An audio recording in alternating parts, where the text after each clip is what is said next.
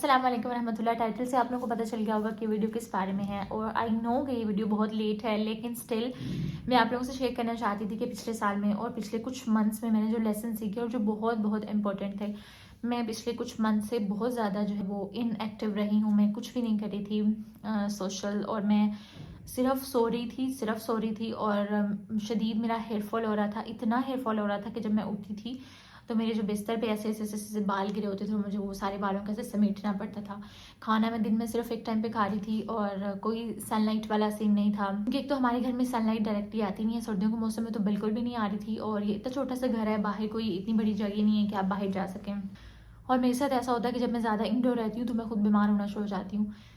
लेकिन खैर, कुछ लेसन जो मैंने सीखे कि हमारी दुआएं कबूल हो जाती हैं। बहुत सारी दुआएं जो हम मांगते हैं, हम ज़िंदगी में चाहते हैं, वो हमें मिल जाता है। लेकिन हम जब वो दुआ मांगते हैं तो हम साथ में ये नहीं मांग रहे होते कि जब वो चीज़ हमें मिलेगी तो हम उसको कैसे हैंडल कर पाएंगे, उस पर कैसे रिएक्ट कर पाएंगे, उसको कैसे हम अपनी ज़िंदगी में इन्वॉल्व कर पाएंगे।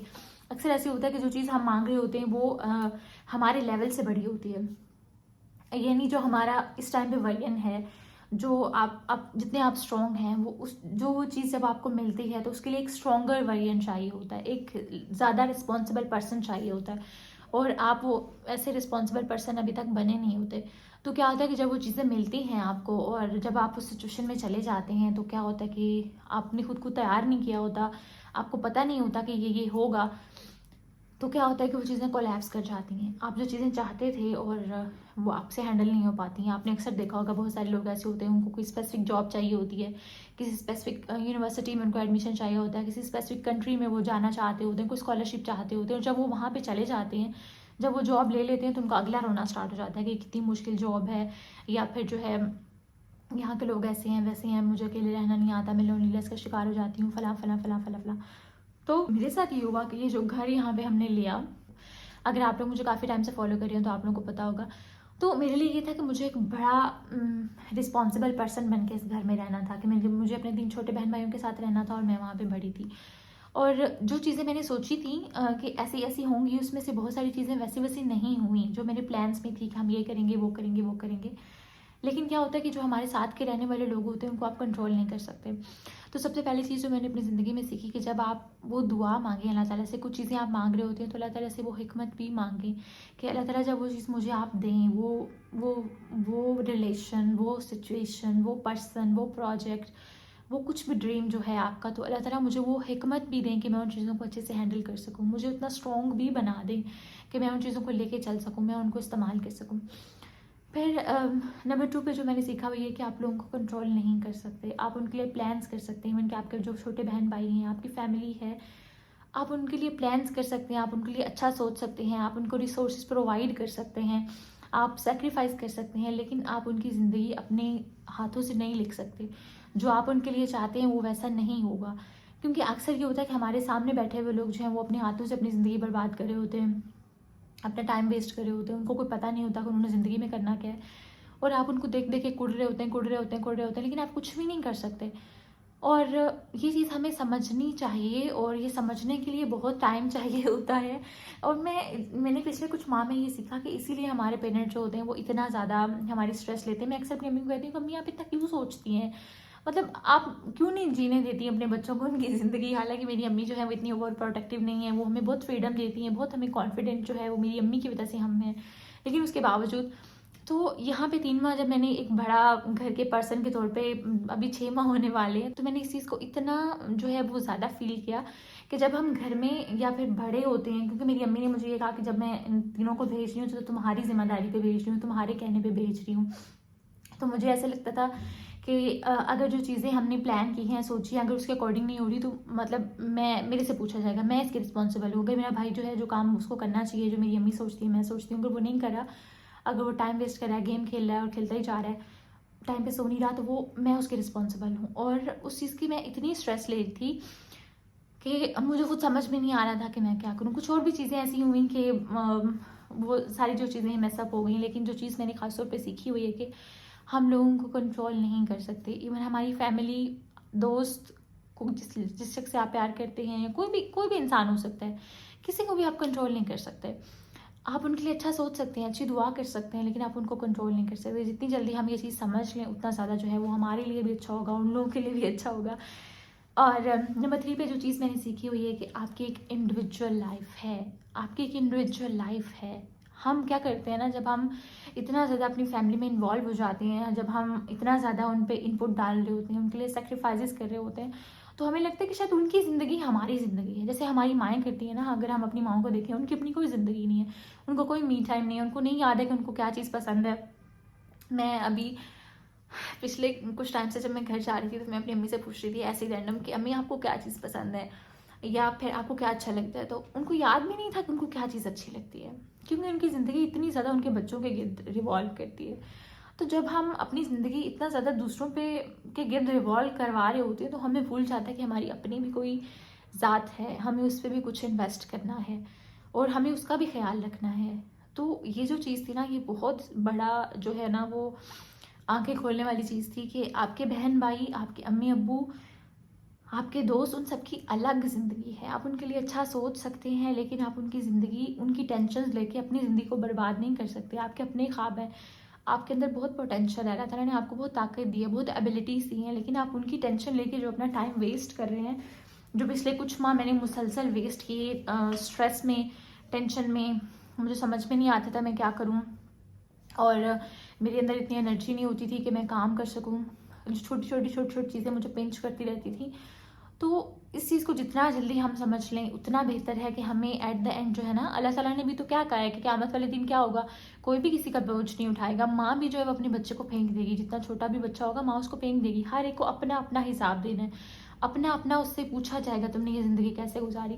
तो वहाँ पे हम ये एक्सक्यूज़ नहीं दे सकेंगे कि अल्लाह ताला फ़लाँ की टेंशन थी मुझे, मेरी अम्मी अब्बू इस तरह से करते थे, या मेरा जो भाई था वो इतनी मुझे टेंशन देता था, वो वैसा काम नहीं कर रहा था, वो अपनी ज़िंदगी बर्बाद कर रहा था। तो आपने भी तो अपनी ज़िंदगी वैसी बर्बाद कर ली ना, उसकी टेंशन ले लेके। तो अक्सर मुझे डीएम्स आते हैं कि आप ही, मेरा भाई जो है वो ऐसे करता है, वैसे करता है, या मेरी अम्मी इस तरह से करती है, मेरे अब्बू इस तरह से करते हैं और मैं कुछ कर नहीं सकती। तो ये मेरे लिए, अपने लिए भी रिमाइंडर था और आप लोगों के लिए भी कि अपने लिए आप कुछ करना है। जो दूसरे करें वो उनकी ज़िंदगी है, उनके लिए दुआ कर लें, उनके लिए सोच लें, अच्छा उनको बता सकती हैं बता लें और फिर बस छोड़ दें। मुझे कुछ माह लगे इस चीज़ से निकलने में कि अगर कोई बंदा जो है वो मेरे सामने बैठा अगर गेम पे गेम खेलता जा रहा है, उसकी चॉइस है कि वो गेम को आगे लेके चलना चाहता है, तो मुझे उसकी स्ट्रेस ले कि अपनी ज़िंदगी नहीं बर्बाद करनी, मुझे उसकी स्ट्रेस ले कि मुझे अपना काम नहीं छोड़ देना। तो ये बहुत बड़ा लाइफ लेसन है कि इसको जितनी जल्दी हम समझ लें उतना ज़्यादा हम जो है ना वो अपने आप को डिटैच कर सकते हैं लोगों के साथ, चीज़ों के साथ, क्योंकि अक्सर लोग चीज़ों के साथ अटैच हो जाते हैं। अक्सर लोग जो हैं वो इन्वायरमेंट के साथ अटैच हो जाते हैं। हम सबकी डिफरेंट अटैचमेंट्स होती हैं ना, डिफरेंट हमारे प्रॉब्लम्स होते हैं। और फिर उसके बाद जो नेक्स्ट लेसन वो ये सीखा मैंने कि मूव ऑन जो है ना वो एक लाइफ लॉन्ग स्किल है, आपको मूव ऑन करना सीख लेना चाहिए। अक्सर क्या होता है कि लोग मूव ऑन कर जाते हैं जो हमारी ज़िंदगी में कभी बहुत इंपॉर्टेंट ख़ास हिस्सा रहे होते हैं, लेकिन हम वहाँ से मूव ऑन नहीं कर रहे होते, या हम मूव ऑन करते भी हैं तो फिर भी हम कुछ ना कुछ अरसे बाद उनकी ज़िंदगियों में झांक रहे होते हैं।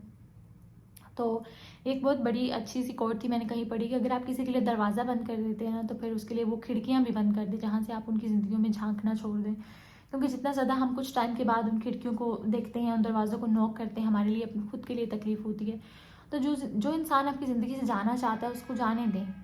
उसको ये नहीं कहें कि अक्सर मुझे डीएम्स आते हैं, मुझे इवन के मेल्स आती हैं कि मुझे पता है कि वो जो बंदा है वो किसी और से प्यार करता है या फिर उसकी शादी किसी और से होने वाली है, लेकिन फिर भी मुझे बताया मैं कौन सा वजीफ़ा करूँ वो मेरी तरफ लौट आए। जो जा रहा है उसको जाने दें, जो जाना चाहता है, जो आपके साथ नहीं रहना चाहता उसको मत रखें अपने पास। क्योंकि मैं ये समझती हूँ कि हर इंसान जो है ना उसके पास चॉइस होती है जाने की या आपके पास रुकने की। किसी की कोई मजबूरी नहीं होती, कोई भी मजबूरी नहीं होती। अगर कोई कहता है ना आपसे कि उसके पेरेंट्स नहीं मान रहे, वो आपसे शादी नहीं कर सकता, तो मैं नहीं समझती कोई ऐसी चीज़ एग्जिस्ट करती है दुनिया में कि जो लोग कहते हैं कि मजबूरियाँ होती हैं। क्या आप अगर किसी से प्यार करते हो क्या आप उसके लिए स्टैंड नहीं लेंगे? मैं तो लूँगी उसके लिए स्टैंड। अगर मुझे कोई शख्स चाहिए या मुझे कोई चीज़ चाहिए, मैं उसके लिए खड़ी होंगी, मैं उसके लिए रोऊँगी, मैं चीखें मारूँगी, मुझे जो भी करना पड़े मैं करूँगी। मुझे ज़िंदगी में जो चीज़ें चाहिए मैं लड़ूँगी उसके लिए। मैं किसी को अलाउ नहीं करूँगी कि मुझे वो बताए कि तुम्हें ये करना है और वो करना है, मैं उसके लिए पूरी ताकत लगा दूँगी अपनी। तो आप कैसे कह सकते हैं कि आप उस किसी इंसान को चाहते थे, लेकिन क्या है कि आपकी मजबूरियाँ बहुत थीं। और अगर आपको कोई ये कह रहा है कि उसकी बहुत मजबूरियाँ थीं, तो वो खुद भी एक ऐसा मजबूर बंदा है, उसको जाने ही दे। उस मजबूर बंदे की आपकी ज़िंदगी में कोई ज़रूरत नहीं है आपको। ना वो आपको खुशी दे सकेगा, ना वो आपको, कल उसको कोई और मजबूरी आएगी, वो वहाँ पे आपको छोड़ के चला जाएगा। परसों कोई और मजबूरी आएगी, वो वहाँ पे आपको लात मारेगा और वहाँ पे छोड़ के चला जाएगा। तो ऐसे मजबूर और ऐसे डिपेंडेंट बंदे के साथ रह के आप लोगों ने करना ही क्या है। और जो सबसे लास्ट चीज़ थी वो ये थी, मैं देख लूँ मैंने क्या लिखा था। हाँ जी, जो सबसे लास्ट चीज़ थी वो ये थी कि अपने आप पे वर्क करें, अपने आप पे काम करें, अपने आप को इम्पोर्टेंस दें, अपने आप को तवज्जो दें, अपने आप पे खर्च करना सीखें, इन्वेस्ट करना सीखें, अपने आप को इम्प्रूव करें दिन ब दिन। अगर आप ये सोचते हैं ना कि आपको कोई अच्छा इंसान चाहिए, अच्छी ज़िंदगी चाहिए, कुछ ना कुछ चाहिए, तो उसके लिए आपको इस वाले कंफर्ट जोन से निकल के बाहर आना पड़ेगा। अक्सर मैं अपने आप से सवाल करती हूँ कि अभी इस टाइम पे मैं अल्हम्दुलिल्लाह अच्छा अर्न कर रही हूँ, मैं जो काम करती हूँ, लेकिन उसके अलावा कुछ ऐसी चीज़ें मैंने कुछ ना कुछ अपने आप को मुश्किल में डाल रखा हुआ है। चाहे अभी 3 मंथ के बाद मैं ये वीडियो बना रही हूँ, लेकिन क्या है कि ये मेरे गोल्स में है कि मुझे यूट्यूब पे काम करना है, मुझे मेरे और भी बहुत सारे प्लान्स हैं, ये करना है, वो करना है। मैं अक्सर अपने आप से पूछती हूँ कि मेरी कुछ ऐसी दोस्तें हैं जो चिल हैं अपनी लाइफ में, जो जितना कमा रही हैं वो फिट है, कुछ ना कुछ कमा भी नहीं रही वो फिर भी चिल है। तो मैं सोचती हूँ कि अमन तुमने क्यों इतना मुश्किल में अपनी ज़िंदगी को डाला हुआ है। तो मुझे हमेशा ये जवाब मिलता है कि एवरेज ज़िंदगी मुझे नहीं चाहिए, एवरेज ज़िंदगी मेरे लिए है ही नहीं, मैं वहाँ पर खुश ही नहीं रह सकती। मुझे हमेशा एक्सेलेंस चाहिए, मुझे और परफॉर्म करना है, मुझे कहीं ऊपर नज़र आना है। मैं कल अपनी सिस्टर से बात कर रही थी, तो मैं उसको बात बता रही थी, ऐसे ही उनको ही हम टॉपिक पे बात कर रहे थे। तो मैंने उसको कहा कि मैं, मतलब जो मेरी दोस्तें भी होती थी या जहाँ पे भी, तो मैं हमेशा डोमिनेंट होती थी। मैं कभी कोशिश नहीं करती थी, लेकिन मैं डोमिनेंट होती थी। तो मैं उसको कह रही थी कि मेरे पास जो है ना वो 2 ऑप्शन हैं, या तो अगर हम बैठे हुए, या तो मैं स्टेज पे होंगी या फिर मैं वहाँ पे मौजूद ही नहीं होंगी। तो मेरे लिए ये थोड़ी सी और बात है। तो मेरे लिए ये अनएक्सेप्टेबल है कि मैं नीचे बैठी हूँ, स्टेज पे नहीं हूँ। मुझे स्टेज पे होना है या फिर वहाँ पे होना ही नहीं है। तो ये हम सर्कल में बात कर रहे थे। ऐसा नहीं है कि कोई स्टेज पे होगा तो मैं उससे जेलस होंगी, इस सेंस में बात कर रही हूँ कि मैं हमेशा बड़े ख्वाब सोचती हूँ। मुझे ऊपर जाना है, मुझे कुछ बड़ा करना है, मुझे कुछ क्रिएट करके जाना है। मुझे जो है ना वो छोटे छोटे ख्वाब नहीं देखने, मुझे सिर्फ अपनी ज़िंदगी जो है वो कपड़ों जूतों खाने पीने के अराउंड जो है वो नहीं गुजारनी। तो हमेशा बड़े ख्वाब देखें, ऊंचे ख्वाब देखें, फिर उसके साथ लड़ें। आपकी ज़िंदगी इतनी इंप्रूव हो जाएगी, ना चाहते हुए भी आपको लग रहा होगा कि अच्छा मैं ये नहीं काम कर सकता, लेकिन आप वो कर लेंगे एक दिन। आपको अल्लाह ताला हिम्मत दे देंगे, आप खुद अपने आप को स्ट्रॉन्ग बना लेंगे। और इस टाइम पे दुनिया में स्ट्रॉन्ग लोगों की बहुत ज़रूरत है। आपकी अपनी जो है ना वो सही होनी चाहिए। तो thank you so much for watching. अल्लाह हाफ़िज़।